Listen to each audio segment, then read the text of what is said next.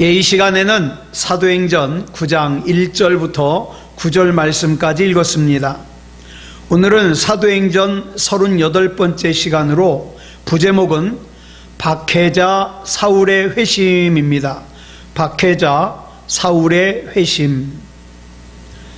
사도행전 9장에 별명이 있습니다. 별명이 뭐냐면 사울의 회심장이라 그래요. 그런데 정확한 것이 아니에요. 왜냐하면 이 회심이라는 단어가요, 무슨 뜻이냐면 인간이 능동적으로 자발적으로 방향을 바꾸는 것을 회심이라 그러는데, 사도행전 9장에 나오는 사울은 능동적으로 자발적으로 방향을 바꾼 게 아니라 예수님을 만났잖아요. 예? 예수님에 의해서 방향이 바뀌어졌기 때문에 이런 의미에서 정확한 단어는 회심이 아니에요. 그래서 사울의 회심장이라기보다는 사울이 예수님께서 사울을 부르셨다 그래서 사울의 소명장이라고 하는 게 정확하겠죠. 자, 예루살렘에서의 박해를 피해서 213km나 떨어져 있는 다메섹으로 많은 그리스도인들이 피난을 갔어요. 그런데 많은 그리스도인들이 다메섹으로 피난을 갔다는 얘기를 듣고 사울이 그들마저도 잡아가지고 종교재판에 넘기려고 다메섹으로 향하여 떠났습니다. 그래서 이 사울이 다메섹에 가까이 왔을 때 본문 3절을 보니까 뭐라 그랬습니까? 줄친 것만 시작. 호련히 하늘로부터 빛이 그를 둘러 비추는지라. 여기 보니까 호련이라는 말이 나와요. 갑자기라는 뜻이죠. 갑자기 하늘로부터 빛이 쏟아져 비치더니 그 빛이 사울을 휘감았습니다. 그런데 그 빛이 얼마나 강렬했든지 사울이 땅바닥에 꼬꾸라지듯이 엎드릴 수밖에 없어요. 그리고는 사울이 자기 이름을 부르는 사울아 사울아라고 자기 이름을 부르는 그 소리를 듣고는 뭐라 그럽니까? 누구냐는 거예요. 누구냐? 예수님께서 빛 가운데서 사울에게 나타나신 거예요. 그러면 예수님께서 빛 가운데 사울에게 나타나신 시각이 언제냐?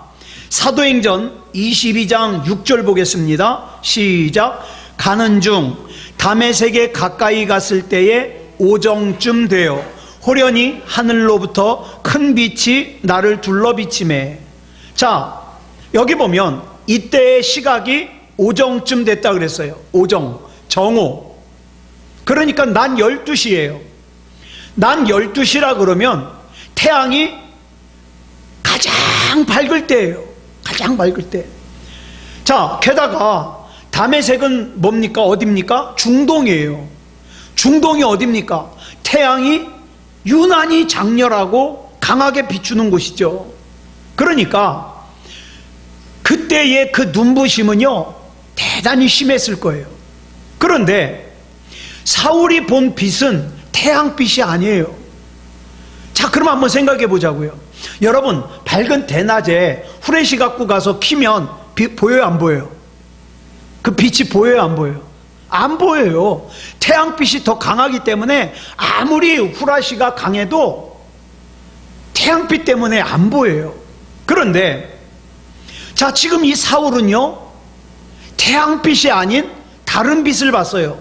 그 빛이 얼마나 밝았으면, 얼마나 강렬했으면 중동의 난 12시의 강렬한 태양빛 속에서 사울이 그 빛을 볼 수 있었겠습니까?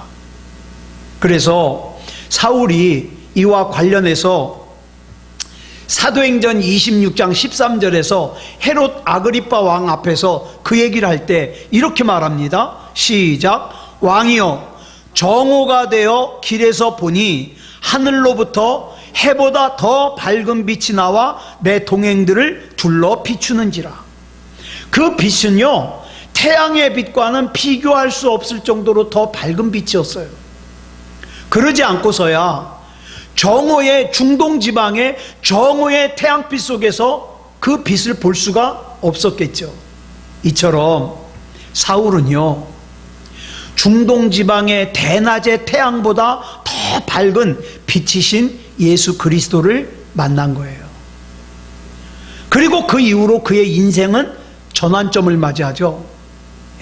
그런데 예수님을 만나면 다 변하냐? 아니요. 정반대의 경우도 있어요. 자, 대제사장을 비롯해 가지고 유대의 종교 지도자들이 자신들의 기득권을 위협하는 예수님을 불순분자라고 간주해서 국사범으로 죽이기 위해서 로마 총독 빌라도 앞에 끌고 갔습니다. 자, 이 빌라도 총독이 붙잡혀온 예수님 앞에 이렇게 물어봐요. 진리가 뭐냐? 진리가 뭐냐? 자, 지금 이 빌라도 총독은 진리이신 예수님께 진리가 뭐냐고 물어보는 거예요. 저와 여러분은 살다가 이렇게 답답한 사람들 많이 봅니다. 자, 복 되신 하나님 앞에서 복이 뭐냐는 거예요. 내 인생을 책임져 주시는 하나님 앞에서 잘 사는 게 뭐냐는 거예요. 우리의 대답은 한결같아요. 하나님께 맡기는 거예요. 하나님의 인도하심 따라가는 거예요. 그래야 진리이신 예수님 앞에 진리가 뭐냐고 물어보는 이 빌라도 같은 어리석은 인생을 살지 않을 수 있죠. 그래서 그는 예수님으로부터 죄목을 발견할 수가 없어요. 죄를 진 게 없잖아요. 그렇지만 그 예수님을 무죄 석방시켰다가는 밀란이 일어날까 봐 어떻게 합니까? 그 예수님께 사형을 언도합니다. 그런데 빌라도가 이 어리석은 판결을 했을 때의 시각을 요한복음 19장 13절로 14절을 보면 뭐라고 설명하고 있느냐? 제6시라고 나와요. 제6시는 우리 시각으로 정오예요. 난 12시. 중동의 대낮인 정오의 눈부신 태양 속에서도 빌라도 총독은 빛이신 예수님을, 진리신 예수님을 볼 수가 없었어요. 그래서 어떡합니까? 그 진리 되신 예수님께 사형을 언도합니다. 자, 두 사건이 똑같이 난 12시에 벌어졌어요. 자, 그렇다면 빌라도와 바울의 차이가 뭡니까? 빌라도와 바울의 차이. 바울은 빛이신 예수님을 만났지만 빌라도는 예수님 앞에서도 예수님을 만나지 못했어요. 바울은 예수님의 빛 앞에서 세상의 빛이 진짜 빛이 아니라는 것을 깨달았습니다. 그리고 예수님의 빛 속에서 이제까지 자기가 추구해 왔던 거, 이제까지 자기가 세상에서 가장 귀하다고 생각했던 거, 세상에서 전부라고 생각했던 거, 가장 중요하다고 생각했던 거, 그것들이 전부 허구요 거짓이라는 걸 깨닫게 됐어요. 예수님께서 사울에게 빛으로 임하신 거예요. 이 빛에 대하여 본문 7절을 보면 이렇게 기록하고 있습니다. 시작. 같이 가던 사람들은 소리만 듣고 아무도 보지 못하여 말을 못하고 서 있더라. 그날 그곳에는 사울 혼자만 있었던 게 아니에요. 사울에게는 분명히 일행이 같이 있었어요. 그들은 다메섹에 있는 그리스도인들을 잡아가지고 예루살렘으로 끌고 오기 위해서 같이 간 소위 체포조예요. 그러나 그 일행 가운데 사울을 제외한 나머지 사람들은 빛을 보지 못했어요. 소리만 들었어요. 소리만. 그 소리도 명확한 예수님의 소리로 듣지 않고 무슨 천둥소리 비슷하게 들었어요. 여러분, 주님의 구원의 빛이 사울에게만 임한 것이 아니에요. 그렇다고 그 중에서 무작위로 사울을 찍어가지고 임한 것도 아니에요. 왜? 주님께서는 정확하게 사울을 부르셨거든요. 사울아, 사울아. 여러분, 히브리인들에게 있어서 이름을 두 번 부른다는 것은 굉장히 중요한 의미가 있어요. 친밀감을 의미해요. 사울은 그때까지 주님을 모르고 있었지만 주님께서는 이미 사울을 아시고 그 사울을 친밀하게 여겨주셔서 그의 이름을 반복해서 부르시며 지극히 개인적으로, 지극히 개별적으로 구원의 빛으로 임하신 거예요. 그 구원의 빛 속에서 사울의 인생은 새로워질 수 있었습니다. 자, 그동안 사울이 자랑해왔던 것, 그동안 사울이 중요하게 여겼던 것, 그동안 사울이 추구해왔던 것은 주님의 빛 앞에서 나중에 바울이 고백하잖아요. 다 뭐같이 여겼더라? 배설물같이 여겼더라. 배설물. 그런데 지금도 하나님을 믿는다 그러면서 그 배설물 끌어안고 어때요? 하나님을 멀리하는 사람들이 얼마나 많은지 몰라요. 아직 빛이 비치질 않았어요. 보이질 않아요. 그래서 사울은 그 모든 것을 미련 없이 버리고 구원받은 그리스도인답게 주님의 구원의 빛을 따라서 주님의 증인으로 살기 시작하는 거죠. 자, 그러면 이제 주님을 따르니까, 주님 말씀에 순종하니까 행복해야죠. 편안해야죠. 여러분 성경 보세요. 자, 사울이 바울이 돼가지고 주님의 증인으로 살기 시작한 그 이후로부터 이 사울은요, 숱한 어려움을 겪습니다. 고린도후서 11장 24절로 27절까지 보면 쭉 나오죠. 39대 맞는 매를 5번이나 맞았어요. 채찍으로 3번이나 맞았어요. 돌로 1번 맞아가지고 죽은 줄 알고 사람들이 끌어다 내버렸어요. 타고 가던 배가 3번이나 파손을 당했어요. 그래서 꼬박 하루를 바다 위에서 떠다녀야 됐어요. 그 위에도 강물의 위험을 당했어요. 강도의 위험을 당했어요. 동족들이 자기를 죽이려고 쫓아다녀요. 이방 사람들이 자기를 죽이려고 쫓아다녀요. 도시에서 위험을 당했어요. 광야에서 위험을 당했어요. 바다에서 위험을 당했어요. 그 다음에 거짓 이단자들이요, 사울을 죽이려고, 바울을 죽이려고 쫓아다녀요. 이 바울이 수고와 고역에 시달리고 여러 번 밤을 지새우고 그 다음에 먹을 것이 없어서 줄이고 목마르고 여러 번 굶고 추위에 떨어야 됐어요. 예. 여러분, 이 바울이 우리 주님을 쫓아 증인의 삶을 살기 위해서 당해야 됐던 고난은요, 우리가 상상하는 것 그 이상이에요. 우리는 그렇게 생각하잖아요. 하나님 잘 믿으면 편하게 살아야 되는데. 그러나 이 바울은 참수형을 당해 순교를 당할 때까지 주님의 증인으로서의 삶을 포기하지 않았어요. 이게 어떻게 가능합니까? 빛이신 예수님을 직접 만났잖아요. 여러분, 살아계신 하나님을 직접 만난 사람과 남들이 하는 소리를 듣고 신앙생활하는 사람은 달라요. 하나님을 직접 만나고 경험한 사람들은요, 웬간한 시험에 넘어가질 않아요. 그래서 하나님을 만나야 됩니다.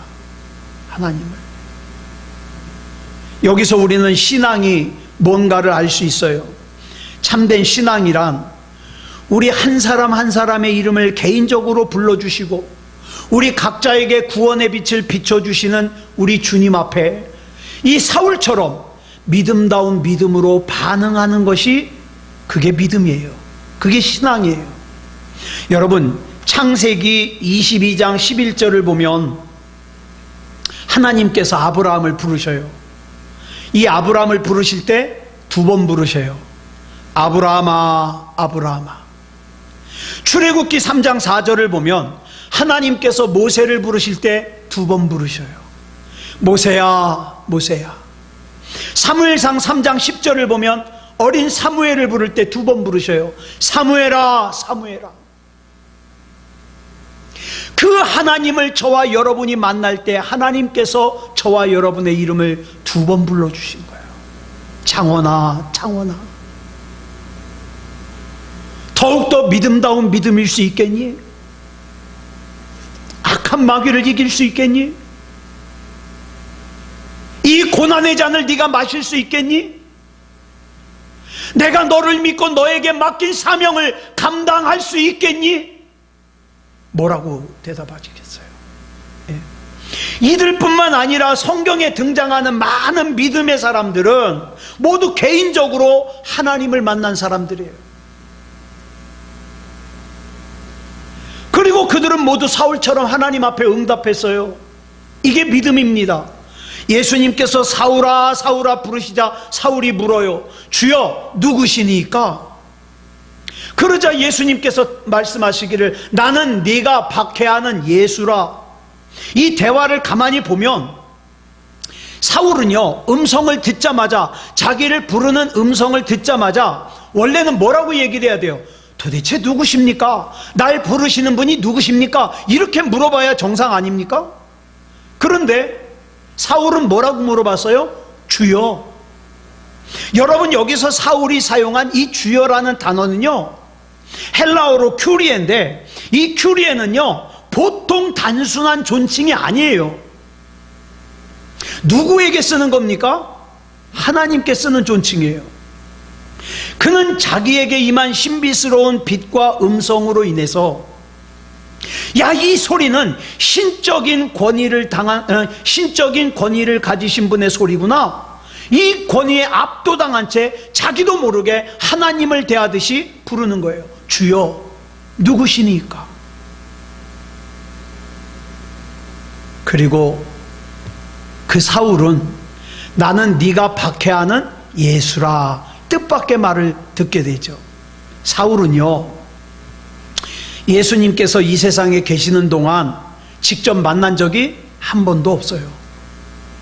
예수님을 만난 적이 한 번도 없으니까 예수님을 박해했을 리는 더더욱 없죠. 그런데도 예수님께서는 사울에게 네가 어찌하여 나를 박해하느냐 이렇게 말씀하셔요. 또 나는 네가 박해하는 예수라 이렇게 말씀하셔요.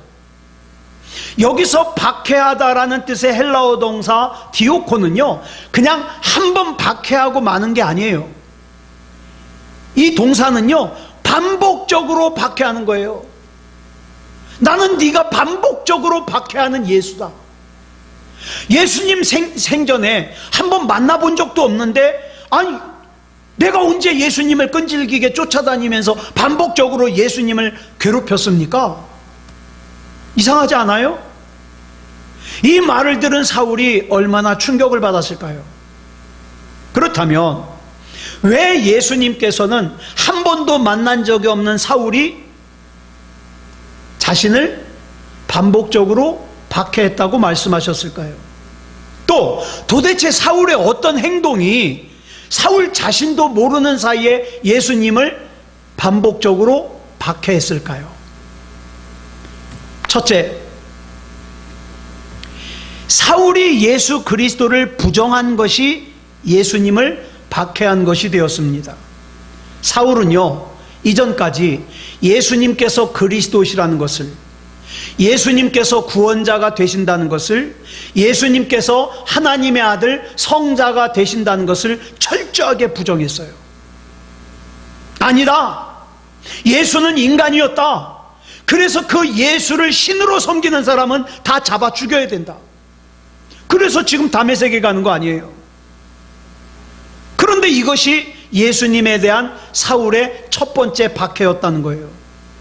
여러분, 박완서라는 소설가 잘 아실 겁니다. 이 박완서라는 소설가가 천주교 신자인데 참 기가 막힌 말을 했어요. 그리스도인은 더 이상 하나님을 살해해서는 안 된다, 이런 말을 했어요. 무슨 뜻이에요? 하나님을 믿는다고 하는 그리스도인이 아무도 나를 보는 사람이 없다 그래서 마치 하나님이 없는 것처럼 하나님의 말씀을 어기고 죄를 지었다면, 그것은 그 마음 중심에 가장 깊은 곳에 하나님이 계시지 않는다고 생각했으니까 이미 그 사람의 마음속에서 하나님을 죽인 것과 같다는 거예요. 그러므로 이것은 예수님을 만났든 만나지 않았든 상관없이 어때요? 예수님을 박해하는 것이 되는 거예요. 그렇다면 우리는 반대로 여기서 우리가 예수님을 영화롭게 해드리는 것이 뭔가도 알 수 있습니다. 그것은 내가 언제 어디에 있든지 항상 주님께서 나와 함께 계심을 잊지 않고 인식하며 사는 거예요. 우리 주님이 나와 함께 계시는데 내가 이런 생각하면 안 되지. 우리 주님이 나와 함께 계시는데 내가 이런 말하면 안 되지? 우리 주님이 나와 함께 계시는데 내가 이런 행동하면 안 되지? 우리 주님이 항상 나와 함께 계신다는 인식을 하는 거, 이게 뭐예요? 우리 주님을 영화롭게 해드린다는 거예요. 이렇게 주님을 영화롭게 해드리는 사람은 어때요? 두말할 것도 없이 어떤 상황에서든지 우리 주님 앞에 살 수밖에 없고, 그런 사람의 삶을 통해서 우리 주님이 마땅히 영광을 받으시겠죠. 두 번째, 사울이 왜 예수님을 박해했는가? 사울이 불의한 사람과 함께 있는 것이 예수님을 박해한 것이 되었어요. 자, 사울이 함께 있던 사람들이 누굽니까? 당시 대제사장을 비롯한 유대교 지도자들이에요. 이 사람들이 무지한 사람들을 선동해 가지고 어떻게 해요? 예수님을 십자가에 못 박아 죽였습니다. 만약에 이 사람들이 조금만 예수님의 말씀에 귀를 기울였더라면, 예수님의 말씀 앞에서 조금만 더 겸손했더라면 구약에서 말씀하신 그 메시아가 예수님이라는 걸 어렵지 않게 알 수 있어요. 왜? 이 사람들은 전부 구약에 통달한 사람들이거든요. 그러나 이들은 진리에 대하여 귀를 막았어요. 그리고 예수님을 죽였어요. 여러분, 우리가 살다 보면 이럴 때가 얼마나 많은지 몰라요. 내가 자꾸 하나님의 말씀에 나를 비춰보다 보니까 내가 참 불편해. 하나님이 나에게 뭘 원하신다는 건 알겠는데 그 하나님께서 나에게 원하신 대로 살자니 참 불편해. 그래서 어떡합니까? 하나님의 뜻에 귀를 막아버리는 거예요. 똑같은 거죠. 그런데 사울은 어때요? 그런 사람들과 한편이었어요. 그런 사람들과 같이 있었어요. 예? 그 불의한 대제사장이 사울에게 너 내 대신 다메섹에 가서 예수 믿는 사람들 좀 붙잡아 와라, 그 위임장을 써줬을 정도로 사울은 불의한 유대교 지도자들로부터 신임을 얻는 사람이었어요. 얼마나 친했겠습니까? 그리고 사울은 그 불의한 유대교 지도자들에게 충성을 다했습니다. 그렇게 하는 것이야말로 자기가 속한 그 불의한 집단 속에서 가장 확실하게 출세할 수 있는 길이요, 성공할 수 있는 길이라고 생각했기 때문이에요. 그런데 예수님이 보실 때에는 그 불의한 사람들과 야합하는 거야말로 진리이신 예수님을 박해하는 거라고 받아들이신 거죠. 자, 그 다음 세 번째로 뭐가 사울이 박해한 것이 되었는가? 사울이 주님을 믿는 의로운 그리스도인들을 박해한 것이 예수님을 박해한 것이 되었어요. 여러분, 본문 6절을 보면 예수님께서 사울에게 이렇게 말씀하셔요. 일어나 시내로 들어가라. 여기서 말하는 시내가 어디겠어요? 두말할 것도 없이 다메섹이죠. 이렇게 예수님께서 사울에게 다메섹으로 들어가라고 명령하시는 이유는 다메섹의 그리스도인들을 잡아가려고 온 이 사울을 다메섹으로 불러들여서 그곳에 있던 그리스도인들에게, 그리스도인들 앞에서 이 사울을 혼내려고 그러는 게 아니에요. 예수님께서 이미 다메섹에서의 사울이 앞으로 뭘 해야 될지, 어떻게 해야 될지 예수님은 다 계획을 세워 놓으셨어요. 저와 여러분도 내 인생의 앞이 잘 보이지 않지만 하나님께서는 이미 다 계획을 세워 놓으셨어요.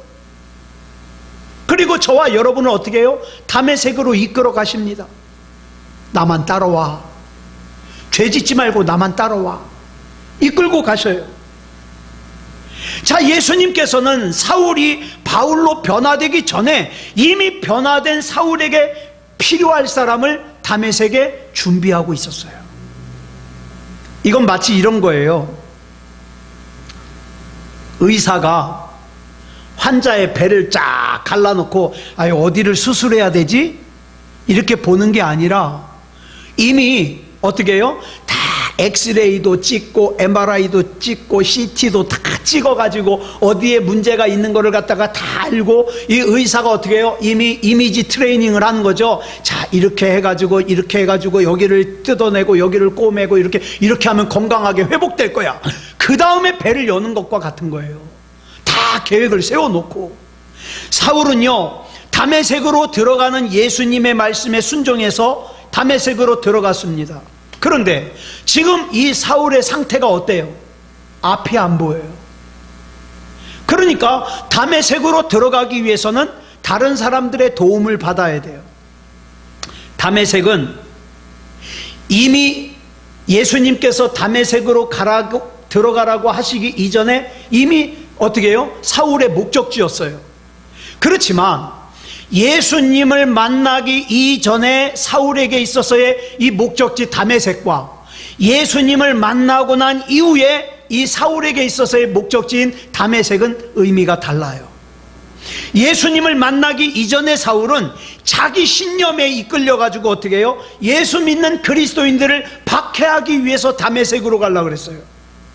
그러나 예수님을 만나고 난 이후에 사울은 예수님께서 자기에게 맡기신 사명을 감당하기 위해서 다메섹으로 가는 거예요. 여러분, 저와 여러분은 지금 전부 다메섹으로 가고 있습니다.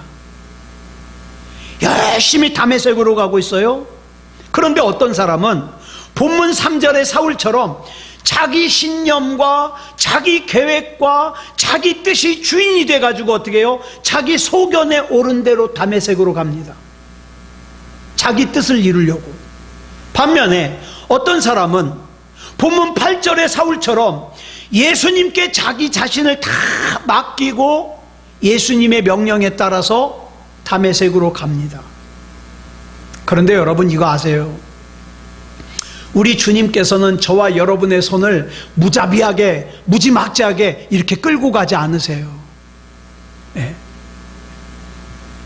겉으로 보기에는 사울이 여전히 예수님을 만나기 이전과 다름없이 다메섹을 향하여 가고 있지만, 이제 예수님을 만난 사울은 그리스도인들을 박해하기 위해서 다메섹으로 가는 게 아니라 주님의 손에 이끌려서 사도행전의 삶을 살기 위해서 다메섹으로 가고 있어요. 네. 여러분, 우리 사랑하는 사람들, 예수 안 믿는 사람들 전도하기 쉬워요, 어려워요? 어려워요. 네. 우리 마음대로 할 것 같으면 그냥 종아리라도 때려가지고 믿게 하고 싶지만 그렇게 할 수 없어요. 어떻게 해요? 그 사람도 그 사람의 생각이 있거든요. 그러니까 어떡합니까? 우리는 그 사람의 구원을 위해서 하나님께 기도하는 수밖에 없어요. 하나님, 나는 사람을 설득할 능력이 없습니다. 그러나 예수님을 믿지 않으면 분명히 지옥에 가는데 나는 이것을 설득할 능력이 없으니 하나님께서 설득해 주시옵소서. 예수 믿게 해 주시옵소서. 구원받을 만한 믿음이게 해 주시옵소서. 우리는 그렇게 기도할 수밖에 없어요. 그래서 어떡합니까? 주님께서 인도하셔야 돼요. 주님께서. 우리가 내 인생의 주인이 나 자신이라는 것을 내려놓으면 우리 주님께서는 어떻습니까? 나를 도울 사람들을 자꾸 붙여주셔요. 그러나 내가 주인이면요, 이거 독불장군이에요. 나 혼자 가야 돼. 나 혼자. 그래서 예수님께서 사울을 위해서 준비해 놓으신 사람이 누구예요? 아나니아예요. 아나니아라는 이름의 뜻이 뭐냐? 여호와는 은혜로우시다라는 뜻이에요. 그런데 사울은 주님께서 준비해 놓으신 이 아나니아를 다메섹으로 들어가자마자 곧바로 만난 게 아니에요. 본문 9절 볼까요? 시작. 사흘 동안 보지 못하고 먹지도 마시지도 아니하니라. 사울은 다메섹으로 들어가자마자 아나니아를 만난 게 아니라 다메섹에 들어가서 사흘 동안 보지도 못하고 먹지도 못하고 마시지도 못하는 상태로 있어야 됐어요. 자, 예수님이 가라 그랬는데 우리가 이게 이해가 안 될 때가 있어요. 아, 이 분명히 하나님의 뜻인데, 하나님의 말씀대로 살았는데, 근데 왜 기다려야 되지? 하나님 언제까지 기다려야 됩니까? 이해가 안 될 때가 있어요. 자, 여기서 이 바울은요, 이 사울은요, 불안한 거예요. 왜? 앞으로 내가 영원토록 이렇게 앞이 보이지 않는 상태에서 살지 모르니까. 그 3일 동안 얼마나 불안했을까요? 저와 여러분도 그 불안을 알잖아요. 아, 이 상태로 영원히 살면 어떡하지? 이 상태가 영원히 지속되면 어떡하지? 아니요. 그런 불안함에 사로잡히지 마세요. 여러분, 하나님은 나를 사랑하시는 분입니다. 나를 위해서 가장 좋은 것을 예비하신 분입니다. 그러니까 우리는 하나님을 믿어야 돼요. 그러면 여기서 오늘 궁금한 게 있어요. 자, 분명히 사울에게 다메섹으로 가면 사울이 앞으로 어떻게 해야 될지를 가르쳐 줄 사람이 있다고 분명히 말씀하셨는데 왜 사울로 하여금 3일이나 기다리게 하셨을까? 어떤 목사님이 설교를 하시는데 제가 기가 막혀서 받아 적어 놨었어요. 그 이유는 김치독에 김치를 딱 비우잖아요. 그 다음에 거기다 금방 다른 거 못 넣잖아요. 왜? 넣으면은 김치 냄새가 배니까. 어떡합니까? 그 김치 냄새가 빠질 때까지 기다리는 거예요. 지금 사울이 예수님을 만나긴 했지만 이 사울을 지금 즉시 사용할 수가 없어요. 만약 사울이 이 상태에서 곧바로 아나니아를 만나고 시력이 회복되고 그건 뭐 하나님 찬양했겠죠. 아, 감사합니다 했겠죠. 그러나 곧 다시 결정적인 순간이 왔을 때 어떡합니까? 예수님 만나기 이전에 사울로 돌아갈 수 있거든요. 사랑하는 여러분, 오늘 우리 하나님께서 저와 여러분을 기다리게 하시는 데는 다 이유가 있어요. 그러니까 지금 저와 여러분에게 필요한 게 뭡니까? 하나님을 신뢰하는 거예요. 신뢰하는 거. 하나님의 때에 하나님의 방법으로 반드시 하나님께서 역사하실 걸 믿는 거예요. 그래서 내가 장애물이라고 생각했던 거, 나를 힘들게 한다고 생각했던 거, 이것이 오히려 하나님을 감사하는, 하나님 앞에 찬양하는 찬양거리가 되도록 하나님께서 바꿔주실 것을 믿고 가는 거예요. 사랑하는 여러분, 분명히 오늘 저녁에 기도할 때 여러분 여러 가지 기도 제목 가지고 나오셨을 거예요.